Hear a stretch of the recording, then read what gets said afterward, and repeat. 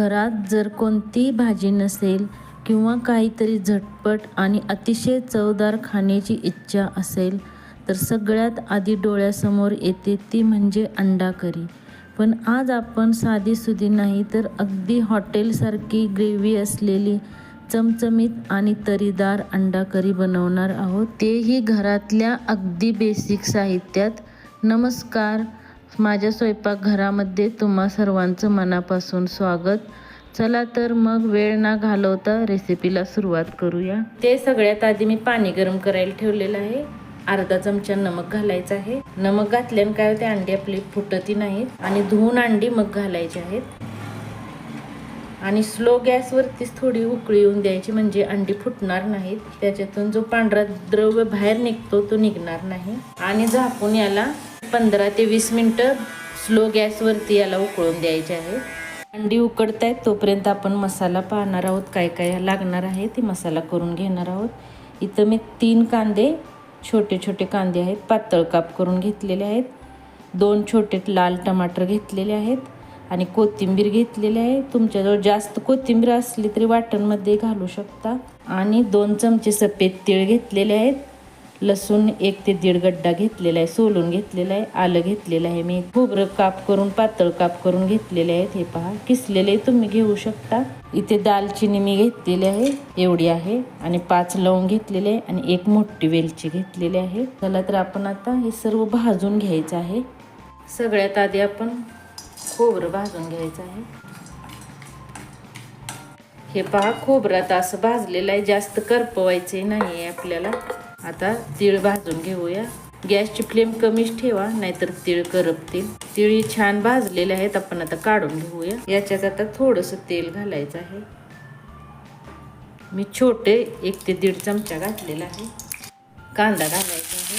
कांदा छान golden colour येईपर्यंत भाजून घ्यायचा आहे. इथे पहा, कांदा आपला आता लालसर झालेला आहे. याच्यात आपण आता लसूण घालून घेऊया आणि आलंही घालायचं आहे. हे आता थोडं परतून घेऊया.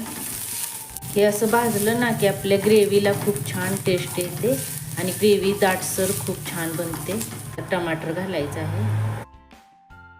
टमाटर मी पातळ पातळ काप करून घेतलेले आहे. हे आता भाजून घेऊया. तर हे आपलं भाजून झालेलं आहे. गॅस बंद केलेला आहे मी. थंड करून याचे आता आपल्याला बारीक वाटण करून घ्यायचं आहे.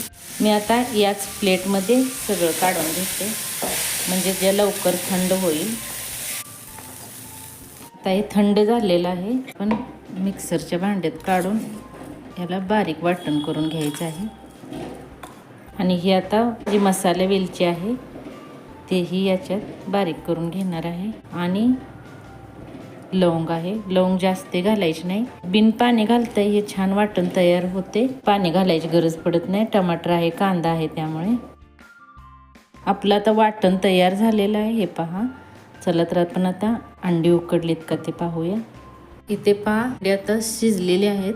अशा चिरा पडल्यानं समजायचं की अंडी आपली शिजलेली आहेत. याच्यात गरम पाणी ओतून थंड पाणी घेऊन सोलायचे आहेत. तर आपण आता अंडी सोलून घेऊया. असे फिरवायचे. हे पहा, असे लगेच सोलतात. करून फटफट सोलून निघतात. हे पहा. आणि आपण नमक घातल्यामुळे एकही अंड्यातून बाहेर जे सफेद द्रव्य आहे त्यांना ते बिलकुल आलेलं नाही. सर्व अंडी आपले छानपैकी उकळून निघलेले आहेत. हे पहा. तर इथे मी आता सगळी अंडी सोलून घेतलेली आहेत. आणि याला आपण आता असं चीर मारून घ्यायचे आहे, म्हणजे मसाला जेव्हा आपण याच्यात घालू ना तेव्हा. हे पहा, असे जास्तही मारायचे नाही. तापत ठेवलेलं आहे. थोडंसं तेल घालायचं, 1 चमचा किंवा 1.5 चमचा. जास्तही तेल घालायचं नाही, बस. तेल जास्त तापूनही द्यायचं नाही. आणि अंडे आपण आता फ्राय करून घेणार आहोत. असे हलवायचे आहेत त्याला, नाही चिकटतील.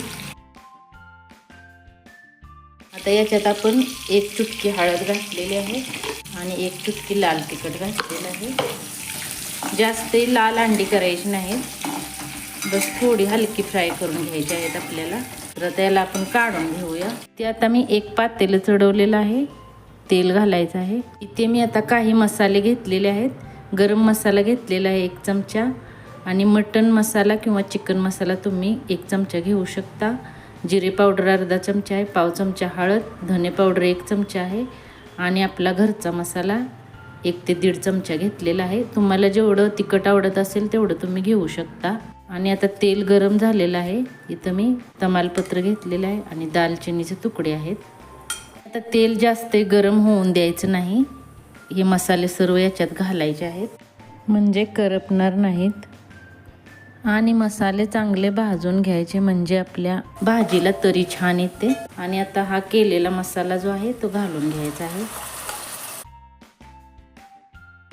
आणि हाही मसाला छान असे भाजून घ्यायचा आहे. याच्यात तुम्ही काश्मीरी लाल मिरची पावडरही घालू शकता कलर येण्यासाठी. मी काही घातलेली नाही. आता मी थोडंसं पाणी घालून भाजून घेते चांगलं. तेल सुटेपर्यंत आता मसाला चांगला भाजून घ्यायचा आहे आपल्याला. आणि हे वाटण तयार करताना तुम्ही याच्यात कोथिंबीरीच्या काड्या, कोथिंबीर घालून वाटण तयार करू शकता. त्याने खूप छान टेस्ट येते. आता चांगलं तेल सुटेपर्यंत आपण भाजून घेऊया. आता याच्यात आपण घालणार आहोत 1 चमचा बेसन. बेसनने आपला जो रस्सा आहे तो पाणी आणि मसाला वेगवेगळा असा होणार नाही. त्यामुळे बेसन नक्की घाला. हे पहा आता मसाल्याला छान तेल सुटलेलं आहे. आता याच्यात आपण गरम पाणीच घालायचं आहे. थंड पाणी बिलकुल घालायचे नाही. इथे मी गरम पाणी करून घेतलेलं आहे. जेवढी तुम्हाला ग्रेव्ही हवी असेल ना तेवढं तुम्ही पाणी सोडू शकता. पण गरमच पाणी घालायचे. त्याने कलरही खूप छान येतो आणि आपल्या भाजीला चवही खूप छान येते. आता याच्यात स्वादानुसार नमक घालायचं आहे. आता ग्रेव्हीला आपल्या उकळी आलेली आहे आणि फ्राय केलेली अंडी सोडूया याच्यात. आता गॅस कमी करायचा एकदम. आता मंद आचेवर 5 मिनटं चांगले उकळून द्यायचं आहे. 5 मिनटं झालेले आहेत. मी आता इथे गॅस बंद करते. तर आपली भाजी तयार झालेली आहे. हे पहा तरी खूप छान आलेली आहे आणि सुगंधही खूप छान सुटलेला आहे. कोथिंबीर घालायची आहे. याच्यात तुम्ही कसुरी मेथी घालू शकता. खूप छान टेस्ट येते त्याने. पुन्हा वा काय मस्त तरी आलेले आहे पहा. आणि याच्यावरून घालूया थोडीशी कोथिंबीर. आपण फ्रेश बारीक चिरलेली कोथिंबीर मी घातलेली आहे. तयार आहे आपली ढाबा स्टाईल झटपट अंडा करी. ही तुम्ही गरमागरम चपाती, भाकरी किंवा भातासोबत सर्व करू शकता. जर तुम्हाला आजची रेसिपी आवडली असेल तर व्हिडिओला लाईक करा आणि मित्रमैत्रिणीसोबत शेअर करा, परिवारासोबत शेअर करा. आणि अशा सोप्या चवदार रेसिपीसाठी आपल्या माझे स्वयंपाकघर या चॅनलला सबस्क्राईब करायला विसरू नका. पुन्हा भेटूया एका नवीन रेसिपीसोबत. तोपर्यंत स्वस्त राहा आणि मस्त खा. धन्यवाद.